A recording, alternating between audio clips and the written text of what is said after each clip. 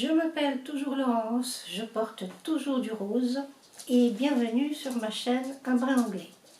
Alors le rose et le bleu, ça va s'arranger. Comme vous avez vu, j'ai acheté des tissus d'autres couleurs, donc ça va changer. Je vous remercie encore et toujours de tous vos messages et tous vos compliments, tous vos encouragements. Formidables. Merci, merci. Et j'ai décidé de faire une petite vidéo car Noël est dans moins d'un mois maintenant.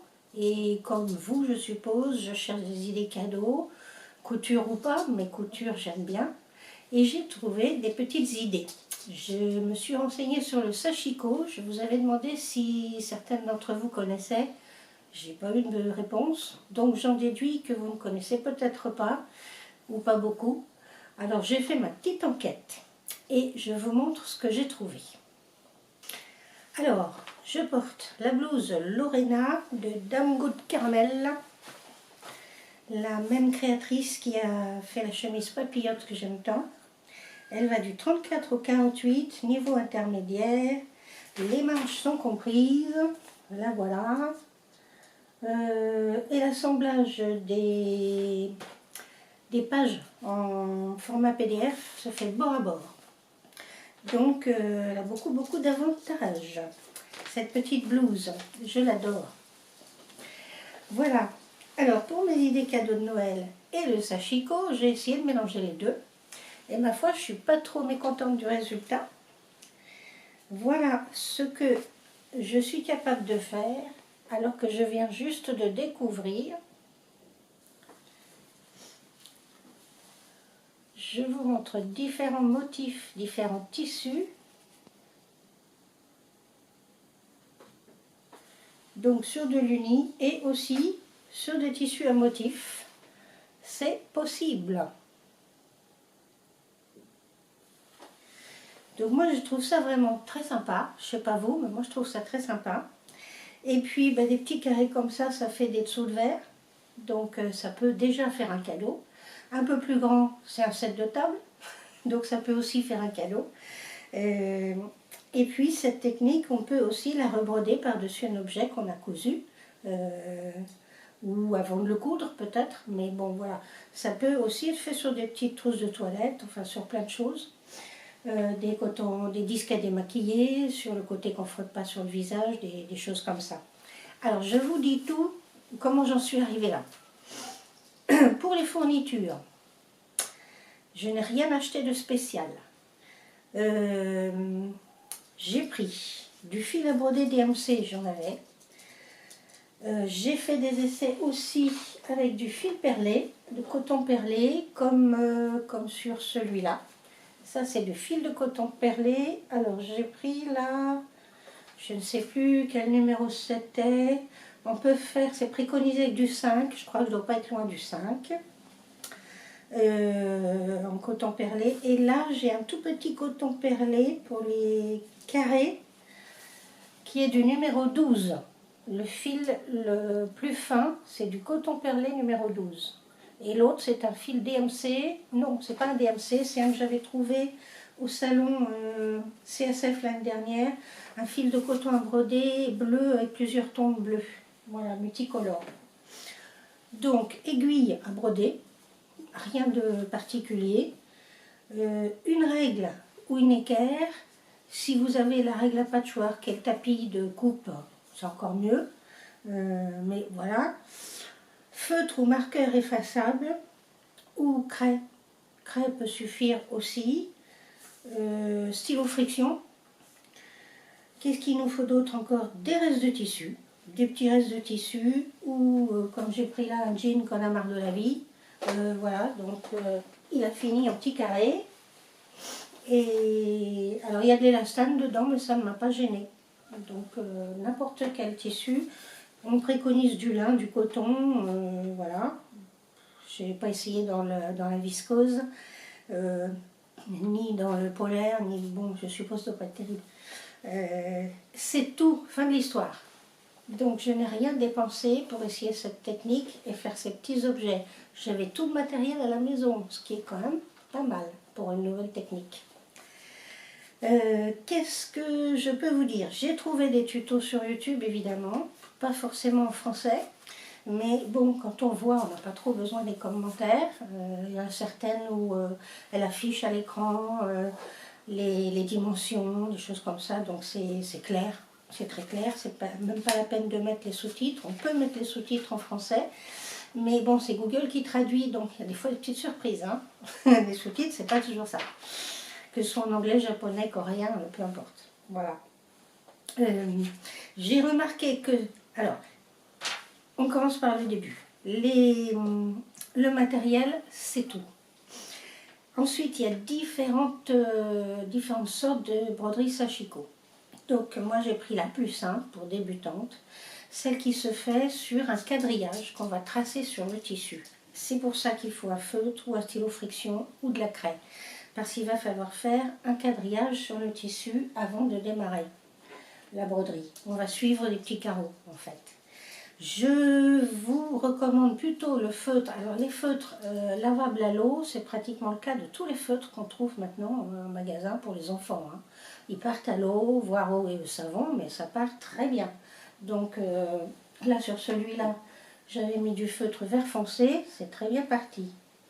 Sur les tissus plus foncés, la craie tailleur blanche est mieux parce qu'on voit mieux le quadrillage. Mais la craie, comme on manipule beaucoup le tissu pour passer le fil dedans, tirer le fil, etc., la craie a tendance à s'effacer. Donc si vous faites un grand projet, peut-être pas ce qu'il y a de mieux la craie. Hein. Bon. Pour mes petits projets à moi, ça a marché.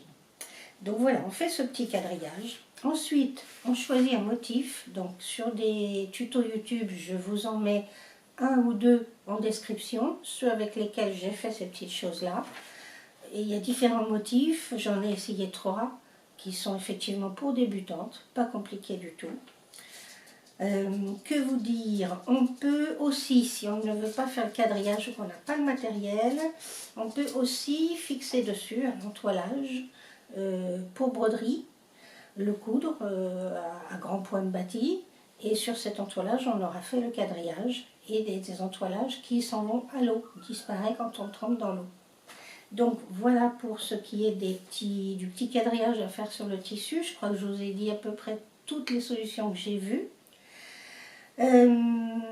Ensuite, les motifs, eh bien, alors, c'est pas du remplissage, contrairement à la broderie traditionnelle, où on remplit des formes, des fleurs, des feuilles, voilà. Là, c'est pas du remplissage, c'est toujours du point, en broderie, je crois, on appelle du point avant. C'est toujours le même point, on va toujours passer de la même manière dans le tissu, il n'y a pas 36 points à prendre, c'est très simple, et on suit les lignes qui sont dessinées sur le tissu, il n'y a pas de remplissage. Donc vraiment, pas compliqué du tout. Et puis, la quantité de fil, si vous reste des petits bouts de fil brodés DMC comme moi, parce que des fois je faisais de la broderie au point de croix ou de la broderie tout court, des fois il me reste des petites cartes avec un peu de fil DMC. Comme on sait d'avance sur le quadrillage par où on va passer, on peut mesurer avec son fil pour savoir si on en aura assez ou pas. Ce qui est quand même un avantage aussi, pour finir les petits bouts de fil qui traînent. Ça peut être sympa. Voilà pour ce que j'ai découvert et j'ai trouvé. L'utilisation et l'emploi, bon ben, c'était fait au départ sur des vêtements pour repriser des vêtements usés, une technique japonaise, ça je crois que tout le monde le sait. Normalement, les petits points font la taille d'un grain de riz. Bon, moi j'ai choisi du riz long, parce que c'est plus facile. Voilà, mais bon, les petits points sont censés faire la taille d'un grain de riz, si on veut vraiment rester dans la tradition japonaise. Ça se fait plutôt sur un tissu bleu indigo avec un fil blanc, mais tout est permis. On peut prendre un fil de plusieurs couleurs, voilà, c'est tout à fait recommandé pour certains dessins. Donc on peut broder une partie d'un vêtement, on peut faire des sous-verts, des sets de table, des petits pochons, des torchons, des serviettes de table, pique, aiguille et épingle, marque-page, coussin, panneaux, manique pour sortir les plats du four. Enfin, il y a tout un tas de possibilités. Donc là, niveau cadeau, on a quand même du choix. Je vais vous mettre à la fin de cette vidéo des photos de choses que je n'ai pas, moi, brodées en sashiko, mais des photos de broderie sashiko sous différentes formes. Ça vous donnera peut-être des idées. Voilà. Pour aller plus loin, si on veut aller plus loin, si on veut approfondir, il existe des tissus préimprimés. Alors, j'en ai vu sur plusieurs sites internet, je vais vous les mettre aussi, je vous mets les sites internet, les liens dans la description. J'en ai vu du préimprimé à partir de 6 € chez Couleur Japon. Alors, je crois que ça fait 20 par 20 ou 30 par 30. C'est pas des grands gants. Bon, là, j'ai fait... celui-là, c'était 12 par 12. Mon morceau de tissu avant de le broder. Ou le carré, la grille, le quadrillage faisait 12 par 12. Donc, mon tissu fait 14 par 14 en gros. Hein. Je l'ai doublé. On peut broder ou non l'envers. Voilà, mais c'est vraiment avec des petits bouts de tissu, on peut faire des choses sympas. Hein. Vraiment, moi je trouve, je suis ravie d'avoir trouvé ça. C'est original et c'est très bien. Alors donc des tissus imprimés, on en trouve à partir de 6 €. Vous trouvez aussi des kits. Vous avez le tissu et le fil. Parfois vous avez aussi l'aiguille et le dé. Il y a un dé spécial. Parce que dans la technique du sashiko, comme c'est toujours le même point pendant longtemps, la méthode est plutôt de mettre un maximum de tissu sur l'aiguille. Donc on préconise une aiguille longue pour mettre un maximum de plis de tissu dessus et un dé pour pousser avec cette partie-là de la main, pour pousser l'aiguille comme ça. Parce qu'effectivement, en regardant les vidéos, je m'aperçois que celles qui font vraiment du sashiko, au lieu de piquer l'aiguille dans le tissu, en fait, elles plantent le tissu sur l'aiguille. Voilà. Et donc, c'est pas le même dé. Mais ça n'est pas obligatoire pour démarrer. Aucune fourniture nécessaire. Voilà. Donc, vous avez des kits à partir de 13 €. Pareil, ça doit faire 20 sur 20, les petits tissus imprimés. Le tuto, parce que le tissu imprimé c'est une chose, mais il faut savoir dans quel sens faire les lignes et les croiser. Donc sur les tutos, même si c'est pas en français, vous avez des petites flèches et des couleurs qui vous indiquent par quelle ligne vous allez commencer avec votre fil et par quelle ligne vous allez terminer. Donc rien de sorcier encore une fois. Et puis il existe aussi des pochoirs. Des pochoirs qu'on pose sur le tissu et on dessine à travers le pochoir les motifs qu'on veut broder sur le tissu. Donc j'ai fait un grand tour quand même, hein. Je suis allée voir beaucoup d'informations sur le sashiko. Les fils, il y a un fil spécial sashiko qui je crois est un peu plus épais que le fil DMC d'après ce que j'ai compris. Mais voilà, il n'est pas brillant, il est mat, alors que les fils DMC sont plutôt brillants. C'est à peu près la seule différence que j'ai trouvée. C'est peut-être un peu moins cher. Bien que j'ai vu un jour en allant faire des courses chez Action qu'ils ont du fil mouliné à broder qui n'est pas brillant comme le DMC, mais qui est vraiment 2-3 € les 5 chevettes, quelque chose comme ça. Donc le fil sashiko n'est pas forcément moins cher. Hein, voilà. Il y en a toutes les couleurs. Il y en a aussi de plusieurs couleurs. Où les trouver?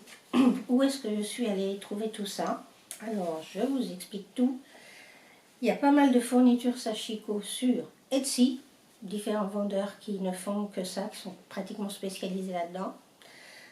Sur Amazon Japon, on en trouve beaucoup plus que sur Amazon France.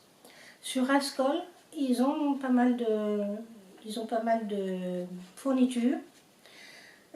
Sur Cultura, sur Ecolen, et puis il y a quelques boutiques à Paris qui vendent des fournitures pour le sashiko. Je ne suis pas allée voir en province. À Paris, il n'y en a pas beaucoup, donc en province, il ne doit pas y en avoir beaucoup non plus. Je crois qu'on a fait le tour de tout ce que je voulais vous dire sur ce sujet. Je vérifie mes petites notes. Oui. Donc voilà ce que j'ai découvert. Voilà mes essais. Moi, je vais faire quelques cadeaux sashiko pour Noël. Ça va changer. Je trouve que ça fait original. Il y a des livres aussi. Oui, évidemment, il y a des livres. Il y a des livres sur le sashiko. Mais moi, je vous dis, je n'ai rien acheté pour faire les petites choses que je vous ai montrées au début de la vidéo. Donc, pas besoin de matériel particulier si vous voulez faire quelques petits cadeaux ou vous lancer ou essayer de faire des essais. Voilà. Il n'y a rien à acheter. Vous avez normalement tout le matériel qu'il faut. Donc, je vous souhaite de vous avoir inspiré pour des cadeaux de Noël. Je vous montrerai peut-être dans ma prochaine vidéo ce que j'ai fait finalement comme cadeau de Noël en sashiko. Qu'est-ce que je voulais vous dire d'autre? Commis des cadeaux aussi, je vous redonne le nom de la petite boutique de mon amie Delphine de La Rochelle qui coud des sacs et qui les vend. Sa boutique est sur Facebook, donc je ne peux pas vous mettre le lien parce que je ne suis toujours pas sur Facebook. Non, je ne suis pas décidée. Ça s'appelle Bobine et chiffon au pluriel tout attaché. Je vous le remettrai dans la barre de description. Et puis les petites cousettes que je fais aussi, que je vous ai montré à certaines occasions et que j'envoie à une association qui s'occupe de ramasser les chats, de les faire vacciner, opérer, de leur trouver une famille. Ça s'appelle Association Chez Minou. Donc c'est une amie de Delphine, il n'y a pas de problème, elle s'occupe réellement des chats et elle vend au profit de l'association. C'est pour ça que je lui envoie des petites cousettes pour son association. Donc si vous voulez faire une bonne action pour les chats, il n'y a pas de souci avec elle. Je vous la recommande. Vous trouverez certainement les sacs de Delphine et des petites cousettes à moi et d'autres choses à vendre pour son association. Voilà, et puis on s'approche dangereusement des 1000 abonnés. Quelqu'un me l'ont dit dans les commentaires, je l'ai remarqué aussi. Alors je réfléchis, qu'est-ce que je vais faire pour les 1000 abonnés? Je pense aussi investir dans un micro, parce que le micro de l'appareil photo avec lequel je fais mes vidéos n'est pas terrible et il faut quand même augmenter beaucoup le volume pour m'entendre. Donc je pense que ça, ce serait un cadeau à faire pour tout le monde. Ce serait quand même mieux qu'on m'entende bien, une meilleure qualité de son. Donc je vais sûrement investir dans un micro pour avoir un meilleur son et peut-être dans une lumière pour l'hiver quand vraiment il fait moche et que j'ai pas beaucoup de lumière à la maison. Je vais regarder tout ça. Voilà. Et puis sinon, oui, je vous propose aussi, si ça vous intéresse, vous me direz, pour ma vidéo 1000 abonnés, vous me direz si ça vous intéresse que je vous fasse un tour, bon pas d'une heure, hein, de toute façon vous me connaissez, mes vidéos sont jamais très longues, mais un tour assez complet de ma machine à coudre, parce qu'elle est quand même abordable, c'est une machine de bonne qualité, mais qui n'est pas tellement plus chère que certaines, dans d'autres marques. Si vous voulez que je vous dise ce qui me plaît et ce qui ne me plaît pas sur cette machine, maintenant que je l'utilise depuis un an, je peux vous faire un retour plus détaillé. Je peux aussi, pour les 1000 abonnés, vous présenter les avantages et les inconvénients, il n'y en a pas beaucoup, de ma super machine Bernina que je ne regrette pas et que j'espère garder toujours. Voilà. Donc, vous me direz ça en commentaire, ce que vous en pensez. Si vous avez une autre idée, si vous voulez que je fasse quelque chose auquel je n'ai pas pensé pour mes 1000 abonnés, c'est le moment de me le dire, parce que je cherche des idées, mais je ne trouve pas forcément de quoi plaire à tout le monde. Voilà. Eh bien, je vous souhaite, pas de bonne fête de Noël parce qu'on se reverra avant. Je vous souhaite quand même de ne pas attraper la grippe, de pouvoir coudre, broder, s'achiquer comme vous voulez, avec les fils de la couleur que vous voulez, vos petits bouts de tissu. On peut faire aussi le sashiko sur du patchwork. C'est comme ça que l'idée m'était venue d'ailleurs, en voyant des photos de patchwork avec des petits points sashiko par-dessus. Donc je vous laisse avec des photos d'objets brodés à la méthode non pas anglaise mais japonaise. Je vais peut-être me faire appeler un brin japonais maintenant au lieu d'un brin anglais. Je vous laisse en photo et en musique si on me bloque dans certains pays parce que j'ai choisi une musique qui soi-disant réclame des droits d'auteur, mais comme je ne suis pas monétisée, je n'ai pas de droit à payer. Si je suis bloquée dans certains pays, c'est pas grave du moment qu'on ne bloque pas en France. Donc je vais vous choisir une jolie petite musique, anglaise de préférence, et je vous laisse avec des photos qui vont peut-être vous inspirer, vous donner des idées pour les fêtes. À très bientôt.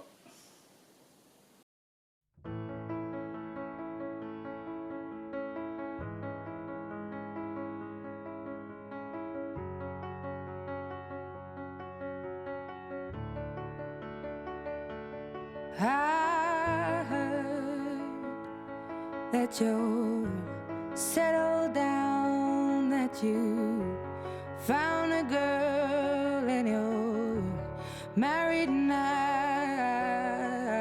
I heard that your dreams came true. Guess she gave you things I didn't give to you.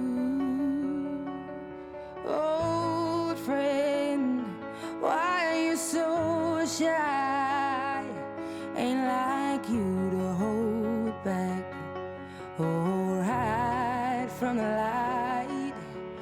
hate to turn up out of the blue uninvited, but I couldn't stay away, I couldn't fight it. I had hoped you'd see my face and that you'd be reminded that for me it isn't over.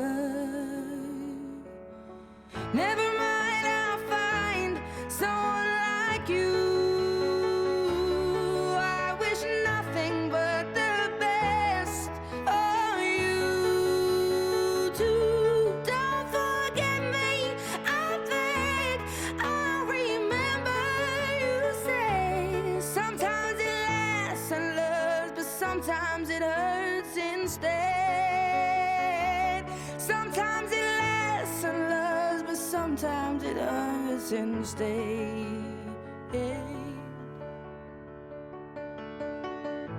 You know how the time flies. Only yesterday was the time of our lives. We were born and raised in a summer haze, bound by the surprise of our glory days. I hate to turn up out of the blue uninvited, but I couldn't stay away, I couldn't fight it. I had hoped you'd see my face and that you'd be reminded that for me it isn't over.